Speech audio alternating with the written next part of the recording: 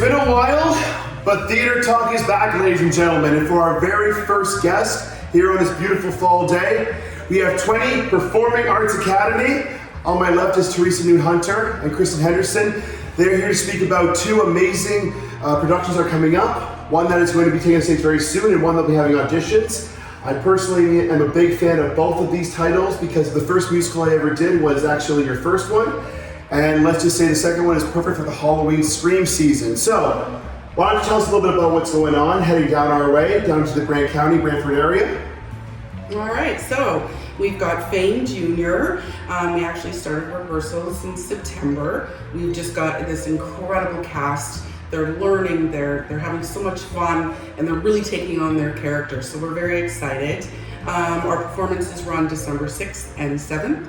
We have 3 performances, Friday night, Saturday afternoon, and Saturday evening.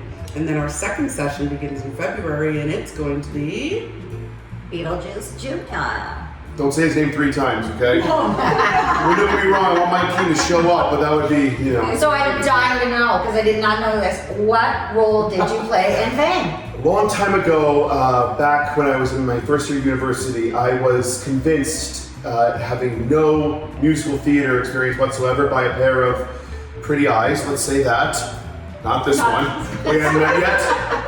To audition for Fame, and I actually swore the role of Nick Piazza. Nice! Now, Fame is probably most famous for the TV series, and of course the title track, which was a huge hit, I think back in the 70s? 80s. Okay, see how far back my brain goes.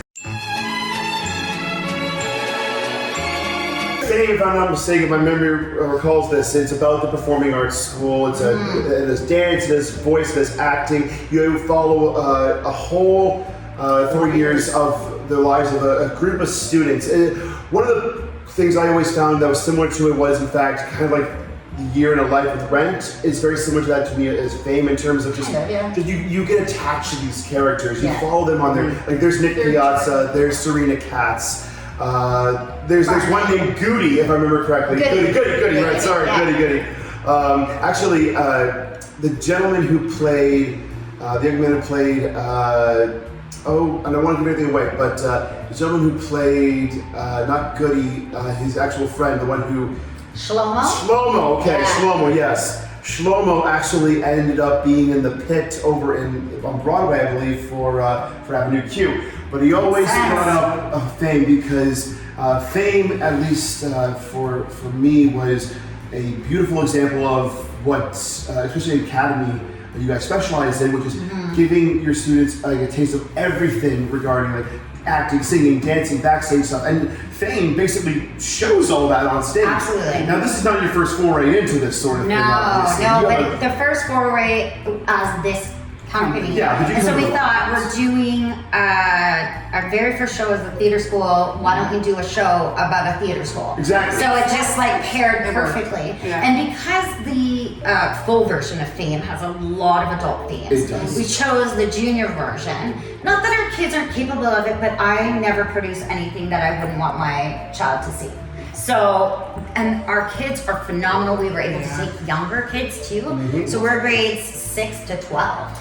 And you wouldn't know the difference between the bigs and the littles other than their size. Because the bigs embrace the littles and are learning from them, and the littles are learning from the bigs. But the bigs are also, they also have the ability to do their volunteer hours in production roles. And so we have them doing costumes and posters for our marketing and social media stuff, and they're incredible. Yeah, and one of our leads, she's actually our choreographer as well. Oh, wonderful. Yes. Excellent experience. Fantastic. She's just doing an incredible job, and it's neat to see her peers really look up to her for teaching them. Yeah. You know, it's and just she's been not great. even like the oldest. She's No, like she's 10. not. Yeah. And that's a great learning experience for young ones because they get their feet wet, they can find out if this is for them, and if it is for them, they can go further and further and further. It's a launching pad. I know we have several members of our cast from both current shows and previous shows who are auditioning for you guys for Beetlejuice Junior, and they could not be more excited. I cannot think of a better talent to bring for kids right now at this point in time than Beetlejuice Junior. And of course, Fame Junior, like I said, is like The junior version is perfect for kids. It gives them that little taste of everything.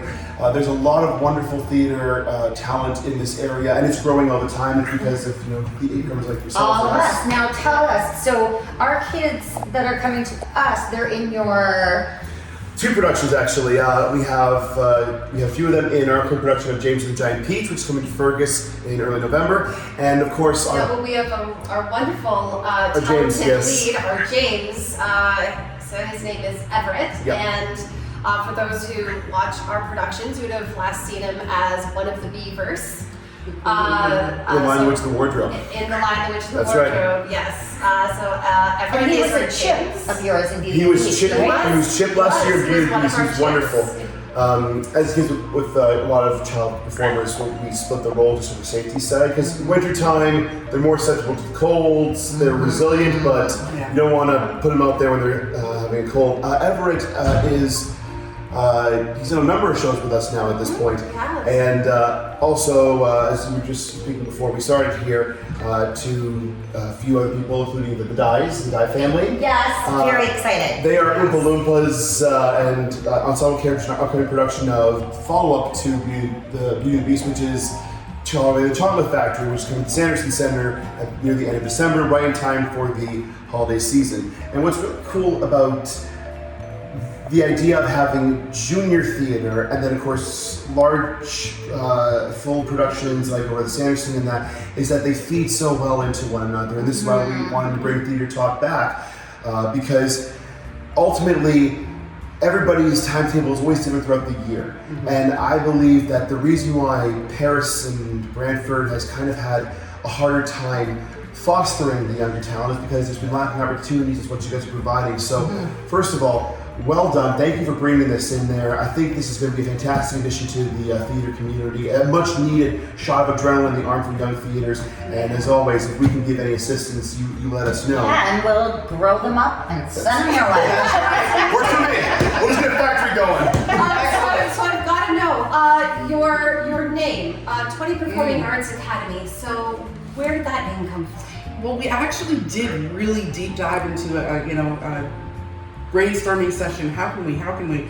We really wanted to have it more of a personal, but not let everybody know that it was personal.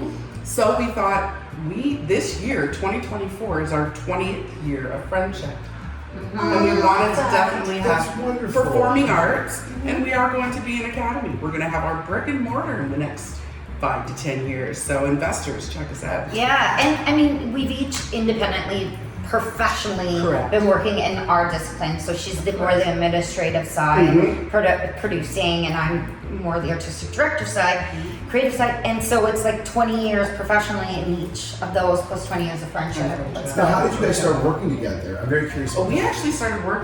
When we first met, 2004, I was working in film as a casting director and film producer, and we ended up working together. She ended up auditioning for one of our films, and she was cast as one of the leads, and we had a fantastic time. We've been friends ever since. And then I ended up full circle later being a stage manager at 2 of her productions. Yeah. So You thought you were getting something out of her when she auditioned for you. I was like, you just wait. The seeds are planted. And we're like now she's moved aunties me to our into theater. and we're aunties to each other's Other's kids. children. Like, yeah. Now, both of us are full-on actor members, and I can tell you that friendship that lasts that long in the industry is extremely rare Very when it comes rare. to the casting side, because it's always hard not to take things so personally, and of course from the talent side. So the fact that you guys have such a powerful friendship is a testament to just how rare that is. So And there's beautiful relationships that Yeah. can be built through the arts and through theater. And of course, you and we met through theater. Yep, we went through theater over in Ancaster way back in the day with Beauty and the Beast. Yeah. And going forward, I love the idea of doing more of this, and I want you guys to check us out whenever you have the next production up Absolutely. there. And as As long always, as you have a matinee, so I can come, because I'm I old and promise I'm tired. Rocky Horror couldn't be a matinee because we don't want Yeah.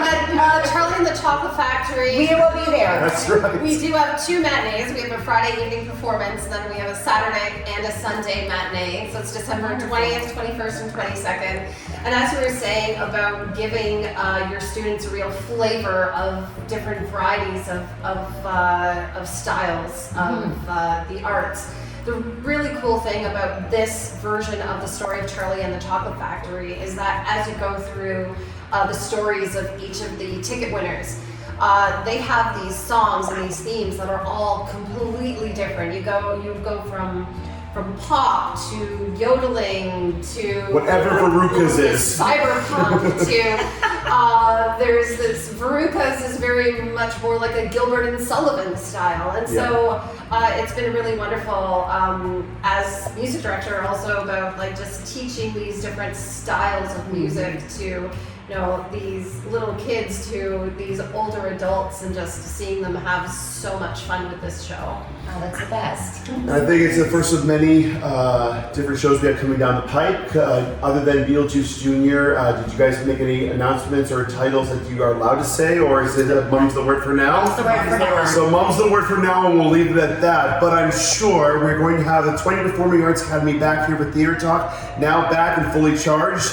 And we will have more theater companies come by this way in order to let you, the viewers out there, know what's coming on in your area. Believe me when I say we can't get enough support for the theater in both Brantford, Brant County, and surrounding area, including Hamilton, Burlington, Woodstock, and beyond.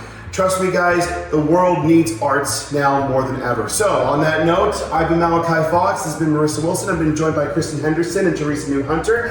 Thank you so much both for being our first episode back. Yes, I hope that wasn't too thanks for painful. having us. Absolute Thank you. pleasure. We'll see you all next time, and as our motto always says, the show will always go on, kicking or screaming. We're gonna get it done. Have a great night.